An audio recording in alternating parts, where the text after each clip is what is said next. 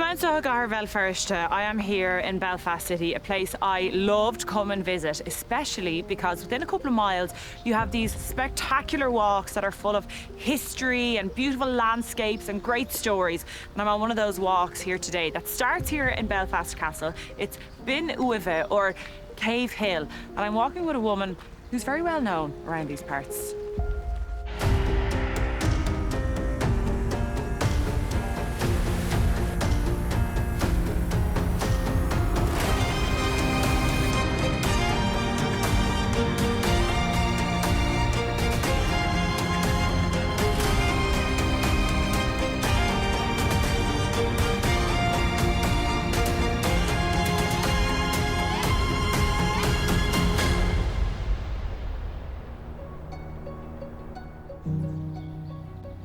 Belfast has some fantastic walks. One of the most well-known is the walk at Cave Hill. It overlooks the city of Belfast at a height of 368 metres. It's marked by cliffs and caves and has a distinguishing feature locals call Napoleon's Nose, which is where I'm heading today. I'm starting at Belfast Castle and heading upwards for a gentle climb the whole way along the route. The walk takes me up the side of Cave Hill to finish at Napoleon's Nose, with a total walk distance of 3 kilometres. Holly Hamilton is a BBC journalist, TV and radio presenter. She's well known for her work on BBC's Breakfast Show and BBC News. Holly grew up close to here and is the perfect guide for this walk. Holly, hello. How are you? Welcome. Oh, thank you so much. We picked a fantastic day for it. Thank you for bringing the weather. Thanks for organising. I know, organised the weather and the best tour guide in the city. Oh, here, I don't know about that. So now, I'll try. I'll give it my best go. Belfast Castle was built in the 1860s as a residence. Today, it's a good start and end point for a visit to Cave Hill, and a great pre-fuelling and refuelling stop before and after your walk. It's a beautiful, beautiful day. It always is in Belfast. So here we go. Every good walk has a map. I'm not very good at sticking to the maps, but with this one we definitely will. Okay. So we'll follow. We're here just obviously next to Belfast Castle, and we will follow the green route the whole way around here. So I think that kind of gives you a better sense of some of the more interesting landmarks. Yeah, that's so exciting. Okay, well, we're going to be spoiled with all the stories and the history on this one now. I'll try and remember as much as I can here. No better woman. Come on, let's get cracking.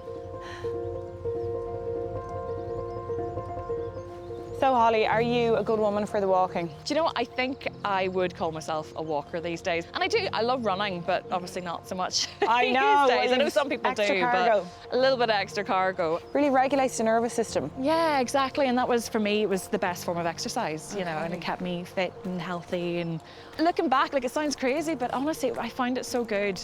Not just physically, but I think from a mental health and things too, just getting up and out. If you can't move your head, move your body. If you can't move your body, move your head. Yes, I'm a big fan of that, exactly. Yeah. So tell me about the walks in this area. Do you know what? We are spoilt. If you want to be quite adventurous, you know, you could do something like this if you wanted, which is a bit more of an incline to it. You could go to some of the National Trust sites. There's loads of them. Mount Stewart. I grew up next to Mount Stewart, so it's just a lovely forest. Or there's Tullymore Forest. I mean, I could sit here and list them all. Yes, so but this is one of your favourites. Yeah, no, it is. It's just a lovely, because there's a payoff. You get to the top and it's the view. That's what you come here for.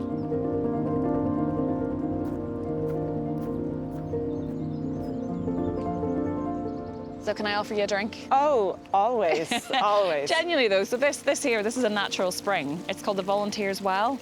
Great bit of history to it, but actually what is good is if you are coming up here for a walk, you can fill up your water bottle. Back in the 18th century, a lot of local landowners, that sort of thing, who were coming together here, trying to protect their land, and they would come here. This is where they'd set up camp, you know, because it was a natural water source, get their horses all refreshed. And what's fascinating, they found loads of kind of interesting artifacts and things in the area, like musket balls, that sort of thing. So they know that this was a heavy presence around here. But for people now, I mean, it's the last place where you can go and get a quick drink before you get up to the top. And let me tell you, you're going to need it. Oh my God, I'm very impressed at you. Right, well, I have the water bottle with me, so I think I'll chance it. Let's fill it up.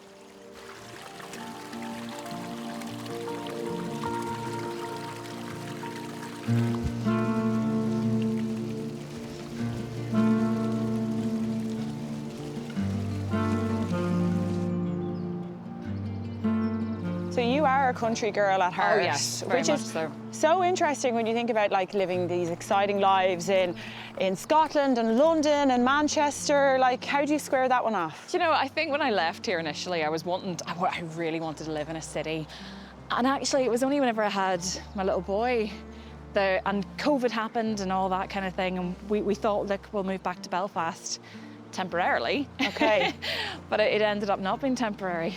Well, you know, there's a great náisiúnta, is treise dúchas ná ollúint, which means, you know, you can educate yourself and learn all these things, but you can't beat the breeding. You'll always end up, you know, where you came from or your heritage will always kind of outshine the learnings. I love that. You can't beat the breeding.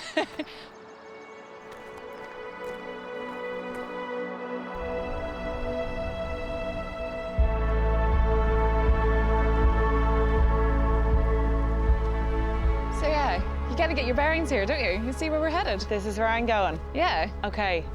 I'm excited. Yeah. The views are going to be spectacular. The view, this is just a tease, I promise you, okay? It just keeps on getting better the more you go up, listen, all right? Gieran Birch Boher, Holly.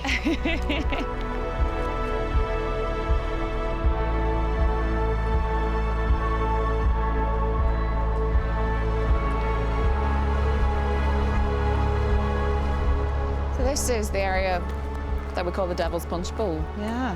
There's a lot more history to it here. I think historically, the farmers would take their cattle, corral their cattle down here because of the steep slopes. Can you see the caves? Yeah. Very cool. I think it's one of those cool places because it is like, I do love all the kind of Irish mythology and all that. This is all man-made now, this is the thing, but you can, if you're a child coming up here, you can write whatever story you want. Oh, totally.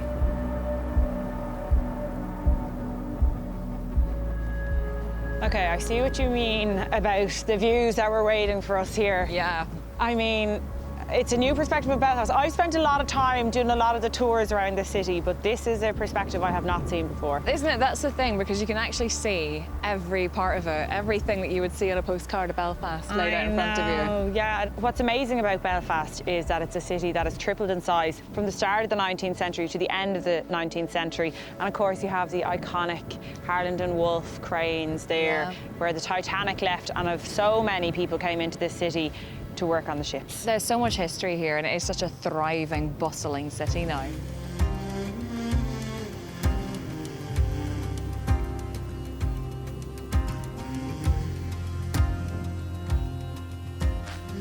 Do you know what I love when I'm walking during the summer? I love, you see, when you look out and you see all the lovely different colours. Yeah, the wildflowers. And the heather. I love the heather. And this is actually a mad one. Before the Normans came, they say that the Gael, the Irish, had a recipe for beer that they used to make out of heather. Oh, hang on. And then the Normans came and they had their own recipe for the beer, and they got rid of the heather beer, and that was the end of that. But only for it now.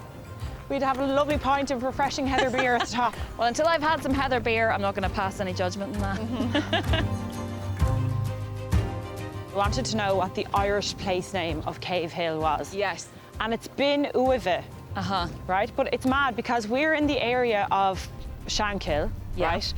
And they say that this settlement on this mountaintop goes back to a 6th century king of Ulster, the O'Madagans or the Madigans. Madigans, yeah. But isn't it mad to think of Ireland like, you know, obviously in all our kind of contemporary or like recent political history, these ideas of division, but when you go back to the likes of the 6th century, what kind of life did they lead? Like, were they out looking at the same heather and fireweed that we're looking at today? It's kind of incredible to think Northern Ireland, the island of Ireland, has lived so many lives. Oh my, so many lives. So many lives.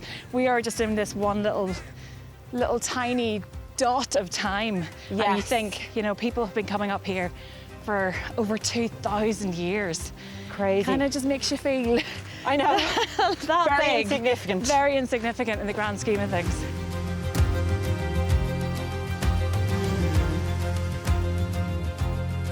What do you think? It is spectacular. It's stunning, and I'd say it's quite cloudy today on a really clear day. I mean, what you can see. I think I can even see Scotland there, You can. On a very clear day, you would get a much better view of it. It's a little bit cloudy today, but yeah, that in the distance, that's the outline of Scotland. This is us. This is, well, sorry, you're not quite done just yet. Okay, So I told you about Napoleon's nose. Yes! That's where we've got to end up. Okay, bring me there. Not far to go. Let's go.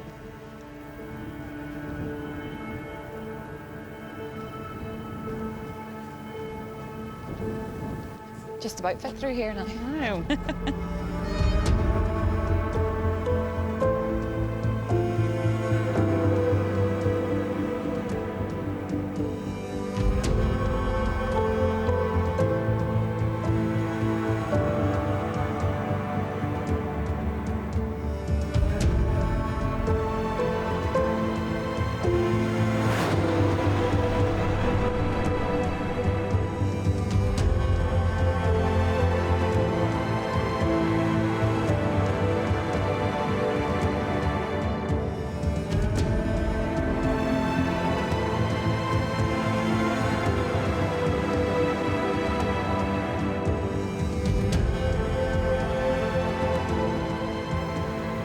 So Holly, I know now that we're on our way down, we're going back to Belfast Castle, but what I want to know is what your peak was from today's walk. Oh, it was literally that. It's the peak, you know. Okay. You work so hard to get up to the top and it's a lovely walk, but being up at the top, looking down right over Belfast and beyond, it's the payoff. It's all worth it. For me, I have to say I loved collecting my spring water. Oh. Yeah, the fresh water. That was a real novelty. It was very cool, wasn't I it? love that. Yeah, like going back in time. How did it taste? Absolutely delicious. I can't wait for the next trip up north now again. Oh, we have to find somewhere I can bring a pram, I think, next time, mind you. It's a date. It's a date.